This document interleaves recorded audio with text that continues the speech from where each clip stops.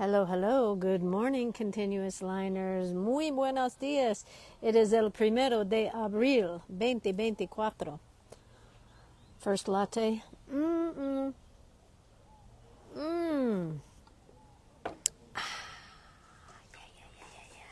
So, muy buenos dias. My name is Meagan Burns, and I'm coming to you live from the streets of San Miguel de Allende. Today, I am at Geek and Coffee. Yeah. I rode my little Moto Netto. I got my new helmet this weekend, and it actually has cat ears, but I haven't put them on yet. But look at that. Isn't that just like the coolest hat? Like little speed Moto Migo. Yeah, so I have access to so much more of the town with my little ring, ring, ring, ring, ring, ring, ring, ring. And so here I am over in what neighborhood am I in? am I in Guadalupe? I'm over here by the Fabrica Aurora. And something tells me this is not Guadalupe. Maybe it's just Fabrica Aurora, right? This is where all the fancy art galleries are. These are where the serious artists are, not the fake ones like me. This is where the big kids come to play. And, what's going on with my hair? See, I've got helmet hair now, right? And so when I take my helmet off, it's pressed to my head. And I'm not used to that at all. But that's okay. So I bring my little thing and put it up there. So here I have got my continuous line warm-up book, and if you don't have one, make it today. Make it today. It's April 1st. Commit to a new practice. Commit to a new dedication. Commit to being the artist that you want to be, right? And then I have my ballpoint pen. Super simple. You don't have to buy expensive equipment or tools. This is literally copy paper, and I just happen to bind it so I have one place for my warm-up exercises, and with my beautiful logo that is all about through continuous line drawing, your heart is connected to your eye and to your crown chakra or your hand, however you want to see that, right? It's all connected. Drawing is a very sacred act. It's something that, like, as you get skilled, it's sort of a letting go. It's sort of a letting your intuition guide you, right? And that's a really good philosophy for life. Honestly, it's why I do what I do. It's a good philosophy for life. Drawing is a sacred tool to be connected to life and the world you live in, because there's nothing, this is my opinion, there's nothing cooler than like drawing your world, right? And like this weekend, they blow up the Judas in the parroquia right in front of the church. It used to be a lot cooler because they would blow up like Donald Trump, who deserves to be blown up, and AMLO, the Mexican president, and brides and realtors. And this year it has this corporate takeover. Like everything else in the world, it has a corporate takeover, right? It was like that doll was sponsored by Comex, and that doll was sponsored by Paneo. And I'm just making things up here. But the dolls were not specific to people or even Judas, right? Like, there were Diablos. Anyways, like everything else, corporate takes over and takes all the fun out of things. Muy buenos dias, everyone. Hello, birdies. All right, I'm going to start doing my lines here because that's what I do. That's how I roll. That's the thing I do to sort of get the noise out of my head. As I draw, right? Like even yesterday I was at the, they blow up the Judas on Easter Sunday at high noon. And, it's been historically, Semana Santa is not a good time. It's not like a feel good time, because they're literally recreating the Passion of Christ. And, I guess it has a quasi happy ending. But in the meantime, there's a lot of whooping and sorrow and grief and, that whole Catholic thing. My God. Well, not my God. I'm just saying, my goodness. Because I'm not pushing my God on anyone. I don't really have a God. I have players. So anyways, it's a very heavy week of recreating the whole Passion of the Christ.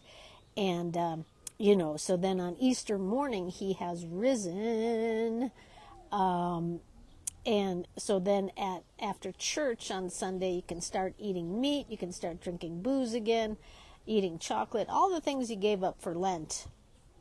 All those things you gave up for Lent, you can now have after he has risen, right? And so, and then at high noon, after you go to church, that's when it's time to, I'm kind of doing my own bend on this. I'm not trying to tell a religious story. I'm just saying like what happens here in San Miguel, which is kind of funny because at high noon, that's when it's payback time to Judas for his betrayal of Jesus, right? It's your time is up. So honestly, in Mexico City, one of the coolest things is they blow up these huge paper mache, huge, like 20 feet tall. Well, maybe not 20 because that's hard to carry. 15, 12 feet tall paper mache devils, right? And the kids carry them in on a parade, dancing, and they have Diablo masks on. And then they string them up in the park and they blow them up with serious dynamite. This is like they're not messing around here. And, so San Miguel now, things have been watered down. It's got a very, corporate rub to it. And these dolls are all just kind of generic, right? Boo-hoo. They didn't even blow up Donald Trump this year, and he deserves it. Anyways, that's all I'll say about that. So anyways, what am I saying here? Oh yeah, I went right in with my little Moto Neto and I sat on my helmet for a little bit while I drew the parade. Well, it's not a parade. It's it's kind of like I would imagine how they used to burn the witches in all around the world, right? Everyone gathers in the town hall because you want to see the witches being set ablaze, right? So kind of the same with this. Everyone gathers at the town hall. Church bells are going crazy. And, I got there a little early, like 10 minutes early. And it's funny because the people who were like, there was like some Karen activity because the people who were like, who got their spot on the seat, and then people would come, right as it's starting, people come and stand right in front of you. And all the Karens were going, get out of my way. And they're like, I know, I'm here to watch the thing, just like you. So there was a little bit of scuffle. And I'm glad I had my helmet on and I just slithered away. So then I draw the thing and then I get the heck out of there, right? So that's what I love to do, and I feel like the more I practice my continuous line, the more I'm able to capture energy and energy in my drawings, right? That's probably has always been my number one goal for drawing, because coming up through a background of urban sketching, I mean, yeah, it's exciting, and it's no small task to be out on the street drawing the thing. It takes chops. It absolutely takes drawing chops, right? But it can go a little bit to the extreme in that urban sketchers is like, draw the thing in front of you and don't make things up. Well, I mean, I'm not making a lot of things up, but I'm taking some creative license because I'm an artist, and that's what I do, right? So urban sketching can sometimes feel like people are strangling their drawing. They're strangling the life out of it to get it to be precise, right? Like, oh, that building, that door is right there, and the window is right there, and the basket in front is right there. And so, I mean, the number one complaint I hear, not complaint, a commentary, when people have signed up for my workshops or my classes is I just don't have any life in my drawings. Not that I don't have any. I want more life. I want more expression, right? And vitality. And, so so with my background of urban sketching, and now I feel like just with the continuous line, this is the thing that has helped me to add way more life and vitality to my drawings. And I'm not like it's not like it's got to be continuous line and nothing else, because continuous line is a good little doggy. Hi, dog. What do you see? You see a birdie? You see a squirrel? He sees a squirrel. Get the squirrel. Oh no, it's another dog. So it's, I know that there are people who adhere. If they're going to do a continuous line, they adhere. It is all continuous line, and that's totally cool. I certainly have had a number of drawings that have stayed true to continuous line. But it's the goal and the reason for the practice is that the continuous line helps almost everyone push through and not be afraid, right? So first and foremost, to push through drawing fears, which if anyone's drawing, they have drawing fears. It's just how it goes. It's just how it works this day and age, right? Well, not even this day and age. I would imagine even cavemen were like, as they were chiseling, like, is anyone watching me? What do they think I'm a fraud? Do they think I'm not a real artist, right? I would imagine even cavemen had those. I don't know. I won't speak for the caveman, but I will speak for me in that when I used to go out urban sketching, when I'm just drawing out in the streets, right? I felt like everyone would come over and be like, "Oh, what's that?" Especially men, right? Like, "Oh, you missed that thing there."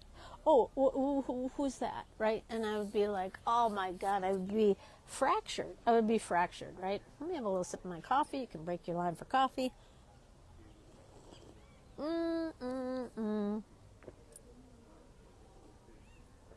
So when I would start, I could think of it as I was, my aura was a bit fractured and that people could infiltrate. I've talked about that before. I felt, I had a weakness that allowed people to come in and upset me, right? Ultimately, it was quite upsetting to the point where, like, I don't want to do that because I'm not a real artist and everyone knows it, right? Well, over time and with practice and with gaining confidence through drawing, I feel much more sovereign, right? I've talked about that, being more sovereign in my person, in my confidence, in my energy, right? Like, I don't let people infiltrate me on not just drawing, but everywhere. I'm very protective of myself, maybe even too much, where I keep myself withdrawn from people, places, and things in an attempt to protect myself, right? So, it's a good thing, but like all things, it can go too far. And I'm not saying it's gone too far, but, I do keep myself super protected, and I am quite sovereign in my energy, right? I don't put myself in places where I'm overexposed or I feel weak, right? And so that keeps me out of social situations. And I'm okay with that, honestly.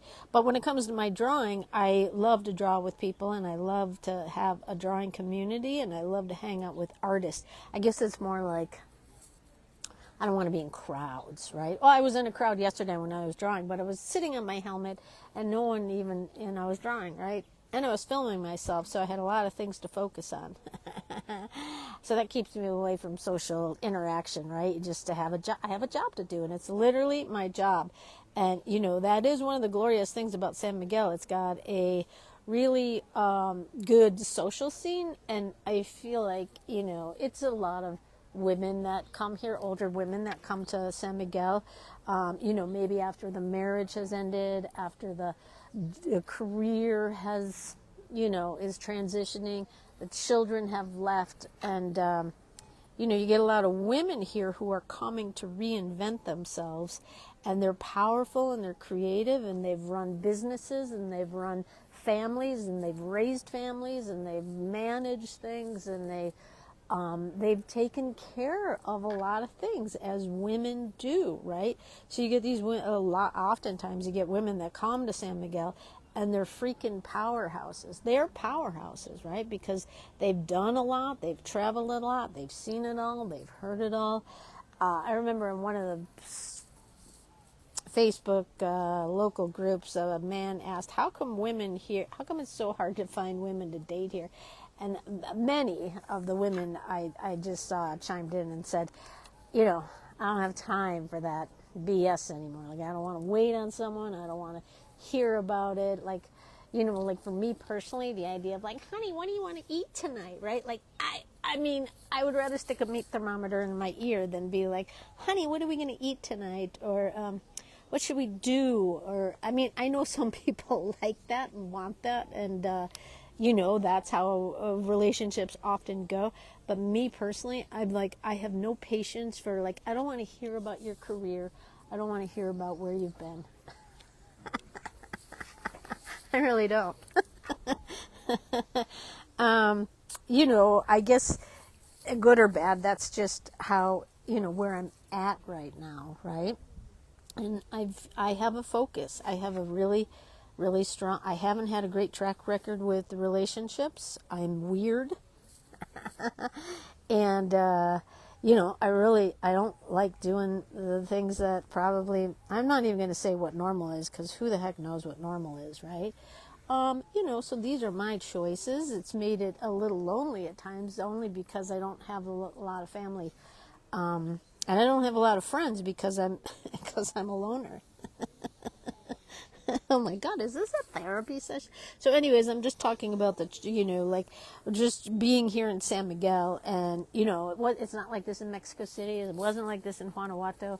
San Miguel is very unique in the sense that, you know, there are foreign women that come to this town, a lot of Americans, but other places too, that come here to be the artist, to be the writer, do the yoga thing, to rest, to reinvent, to have a new adventure, right? Because this is, you know, Mexico, living in Mexico, it's an adventure. Everything is different. They have a different word for everything. But, you know, just the whole rhythm of life is different here.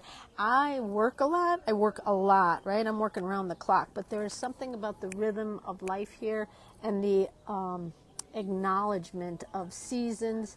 And I know there is that in like the U.S., but not like here in Mexico, where there's literally an acknowledgement out in the streets, like even the blowing up of Judas, like that's a community uniter, because everyone's cheering up the destruction and detonation of the devil.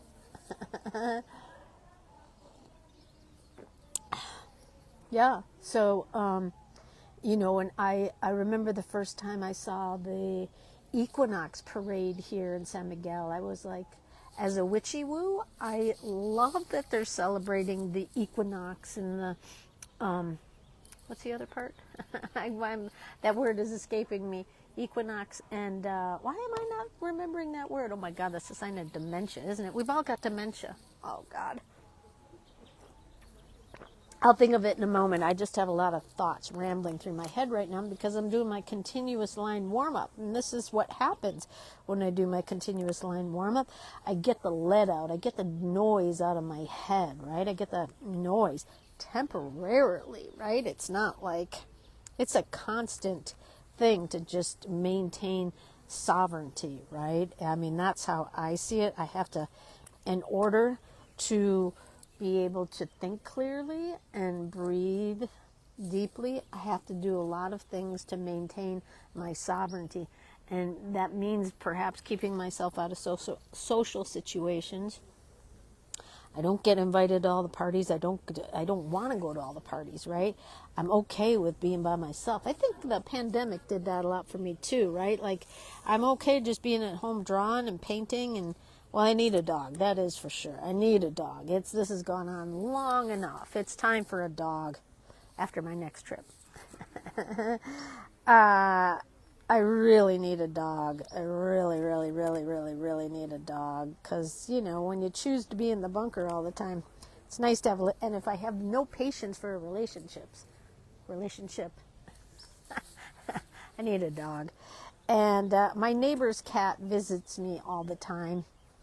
And we're becoming buddies. I give her a little beef jerky and a little milk. No wonder she loves me.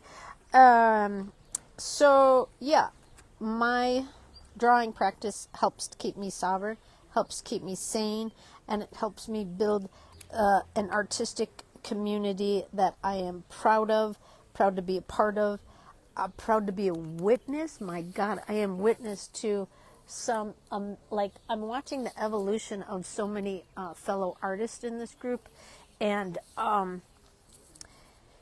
it's a beautiful thing because of the tools that we use, and I feel like because of the curriculum and the way things are structured, it's like everyone works at their own pace doing their own thing. Now, some in the group are getting advanced, right? Because that's what happens with a practice. You become advanced. When you practice, you become better, you become skilled, and that's what I'm seeing happening in my group.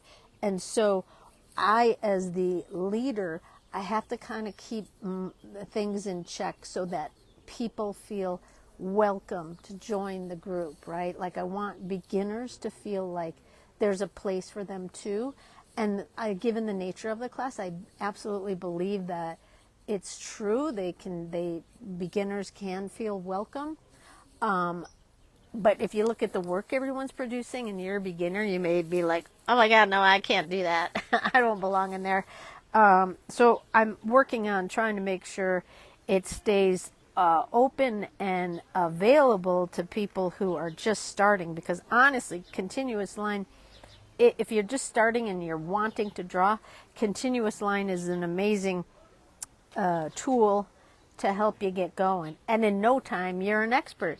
No, not an expert, but in no time, your skills evolve, right? And I think that is an amazing thing. I mean, I'm watching it for myself. A few years ago, I wouldn't be able to sit in the streets of Mexico while they're blowing up things and draw it. What?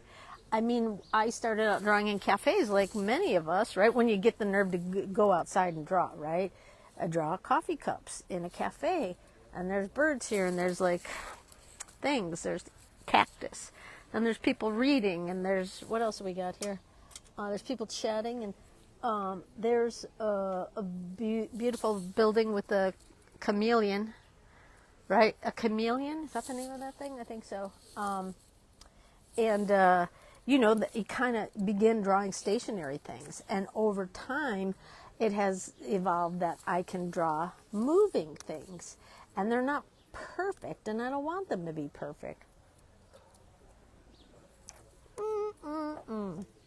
All right, so one of the things that is an important part of my practice is that I have to remember to go easy on myself and easy on others. I can move pretty quickly, and I've been organizing things on my own for so long. I like things to be my way. You know what I mean? Like a lot of other women, I'm a powerhouse woman that knows everything. And so, but sometimes my agenda doesn't work with other people's agendas, right? And so you kind of have to know when to fold them, as Kenny Rogers. You know when to fold them.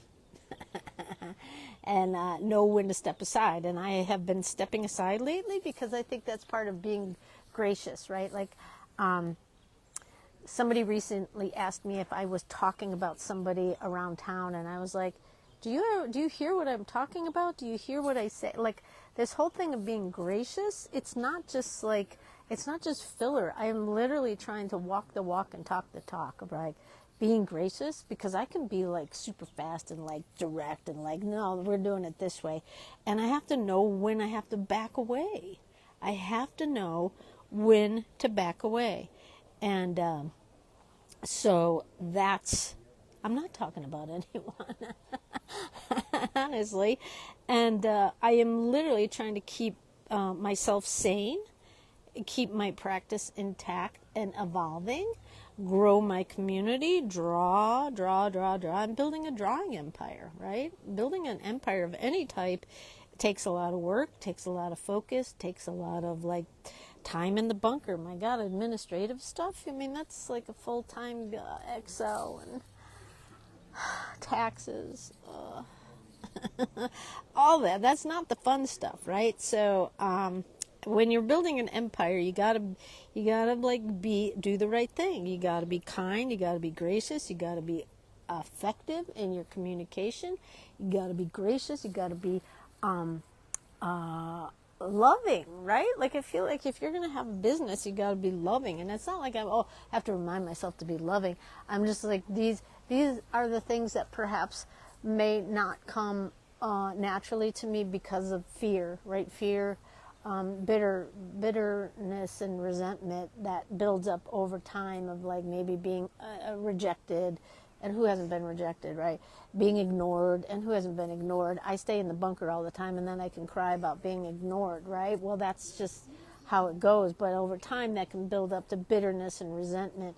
And so I have to remind myself to like do the loving thing, do the gracious thing, right? It's not all about my fear, and it's not all about what I'm lacking. Like, you get the things that you need by giving it away, giving the grace, giving the love, right? I'm going to cry because it's a beautiful thing, right? So finish big with a heart, and go easy on myself and go easy on others, because we're all battling something these days, right? Or even just trying to get through life. I mean, you look at the news and I go, oh my God, what is going on? And then I walk away and I'm like, well, just do a little drawing, maybe sit in the sun for a few minutes, maybe have something to eat, maybe have some water, maybe have a text with someone, just to sort of remind myself of the humanness of the world, right? So here we go. Finishing big with 2 hearts. And they look like kind of butts. I cannot lie, I like big butts. I cannot lie, I have a big butt. All right, everyone. Happy Monday. Oh my God, it's April Fool's. I personally have never been one to be, like, again, I'm not going to tell you any, like, I'm not going to say, I'm not into the April Fool's jokes. I know some people are. It's just never been on my thing, right? I like a good joke, don't get me wrong, but I've never been one to be like, anyways, happy April Fool's to everyone. Enjoy your Monday. I'll see some of you in Zoom in a little bit, and looking forward to connecting with my drawing community. Keep telling your stories, keep drawing your pictures. I love it. Okay, peace out, everyone. Have a great Monday. Hey, look, there's balloons.